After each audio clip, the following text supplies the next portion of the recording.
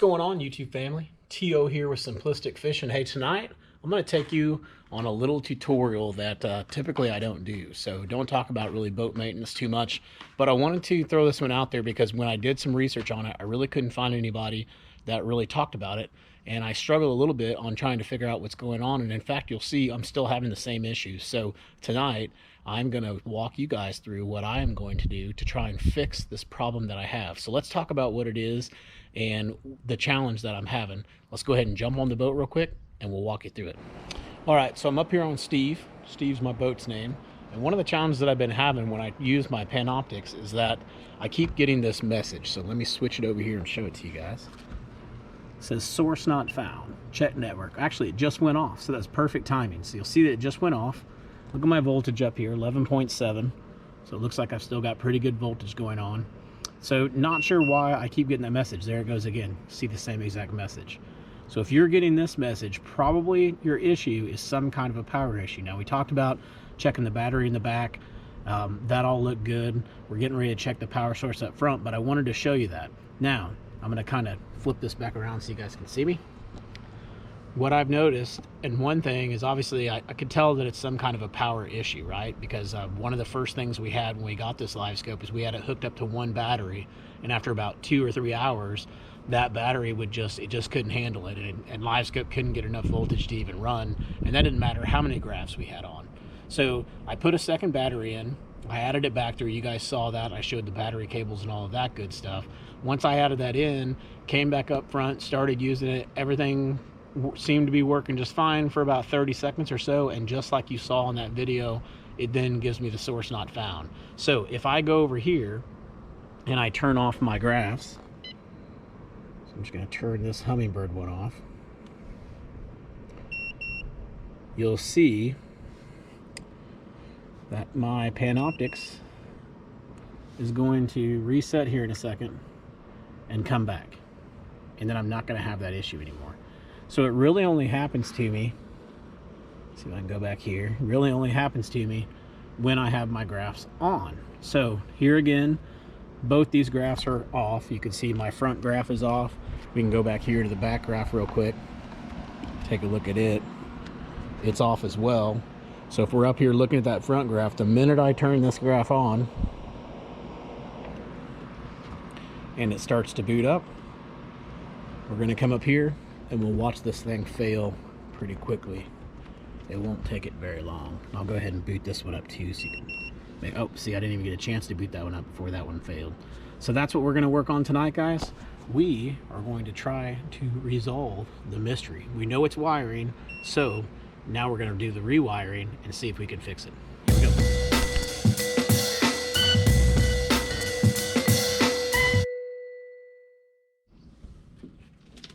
So the first thing we're going to do here is we're going to check the amp on the battery itself just to see if we've got pretty good voltage. So we're going to check it here, showing 12.78. So 12.78. Let's see if I can set this up for you guys so you can see this. Let's put it here. So this would be the first thing you would want to check is the voltage on your batteries. So here 12.78 looks good. This looks very good. So this is probably not my issue. Now the other thing that I also did was I had someone come on the boat and turn my graphs on, and as they turned the graphs on, I wanted them to check back here, and I ran this to see if it had any pull. So if it had any drain at all, then I would know that there was an issue back here, but no issue on this battery. Let's go check the other one. All right, so I'm over here on battery number 2. We already checked battery number 1, had really good voltage there. Let's take a look at battery number 2. Hopefully you guys can see this. This is going to be my starter battery. So I'm going to go down here, check this real quick.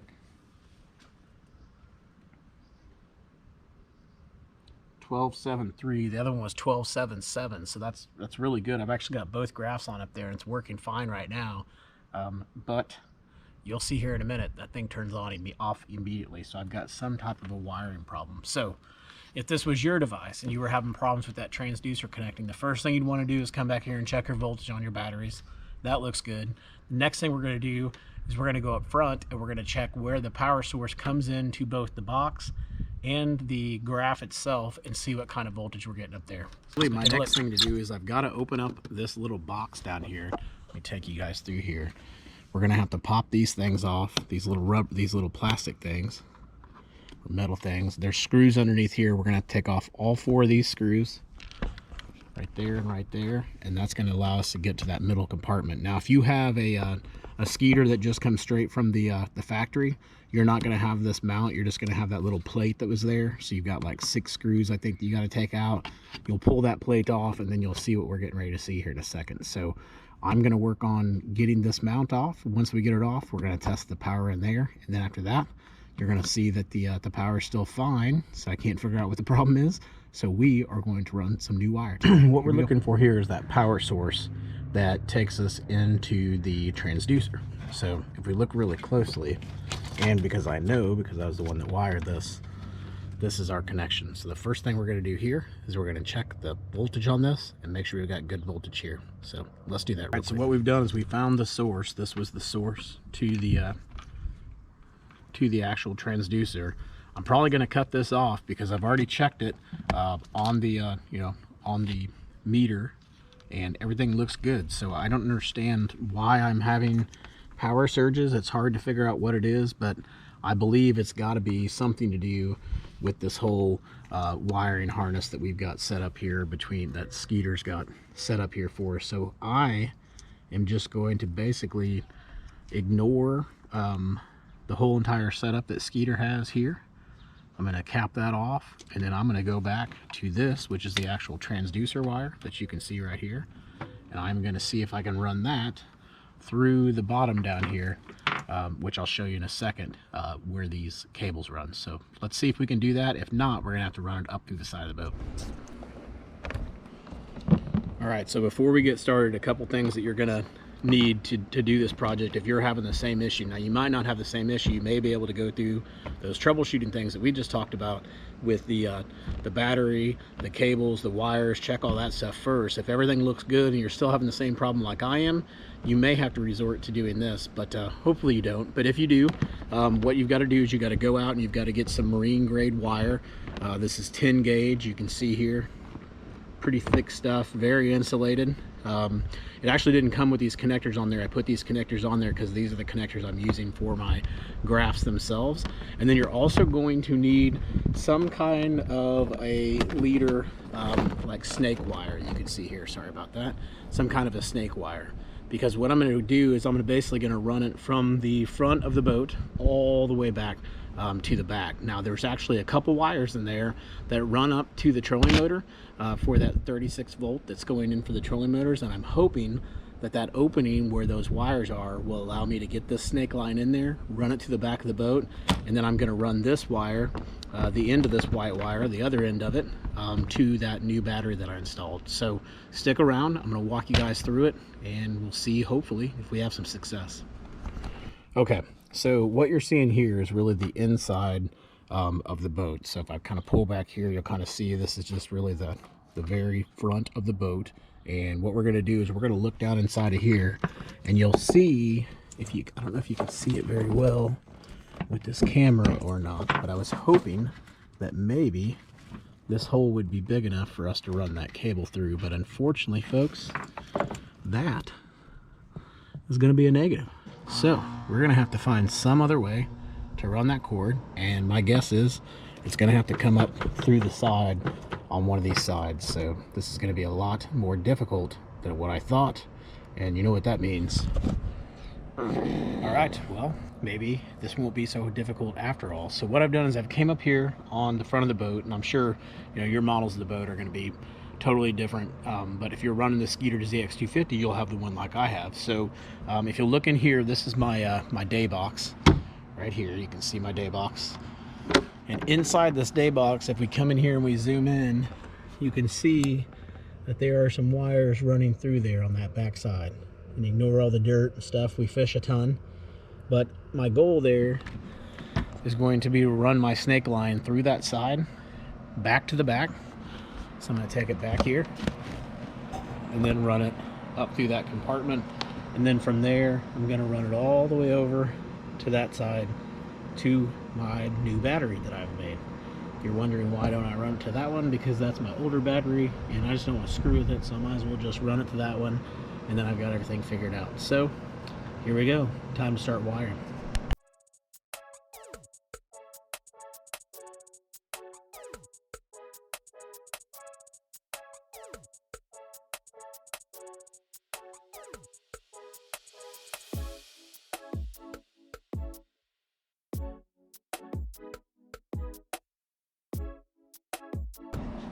All right, so I finally have the wiring done. So you can see up here, I'll show it to you real quick.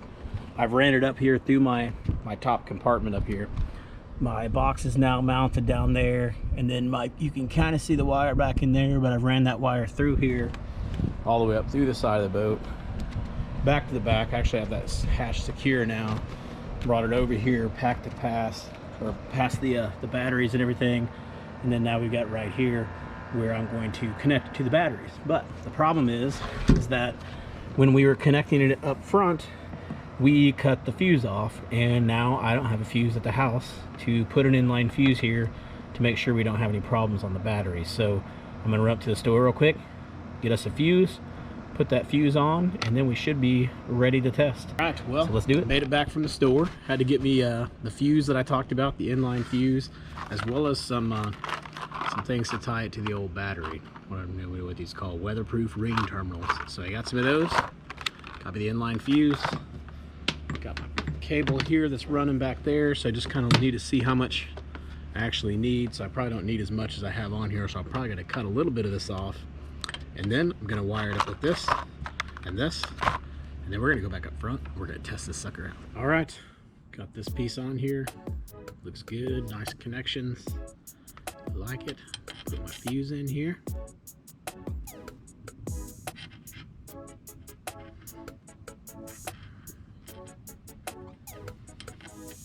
There. Now we just got to connect it to the battery.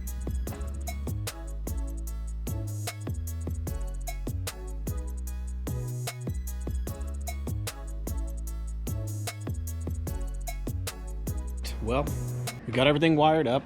We hooked up the box up to the front of the boat. We've got the wire ran back here, as you can see. Down inside of that pocket, it's this white wire right here. I'm probably gonna zip tie some stuff up and just kind of clean it up here in a minute, but first wanted to test it. So let's go over here, behind the boat here. Let's power this puppy on. Man, it's kind of scary doing this in front of y'all. So, get our power on here. Boat is on. Power is on. Power is on. Let's go up here to the front. Graph is on.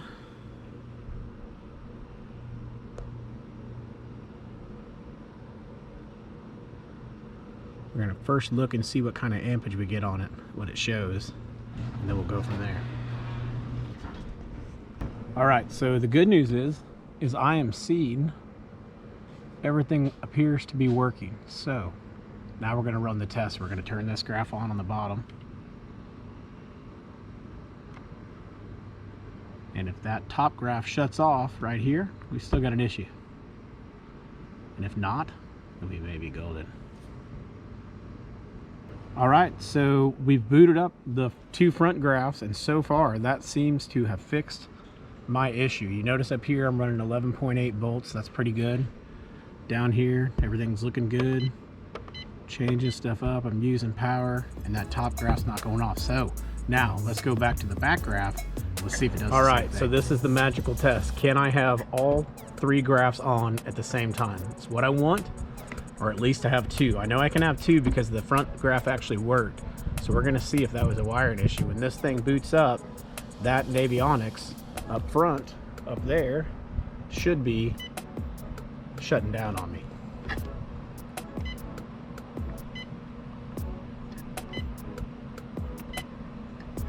Ladies and gentlemen, that is the fix to the issue where it says transducer not found. So kind of going back real quick, just to review, if you have that transducer not found, check your power outlets first. I mean, check your power sources first. That's gonna be your best shot at trying to fix the issue.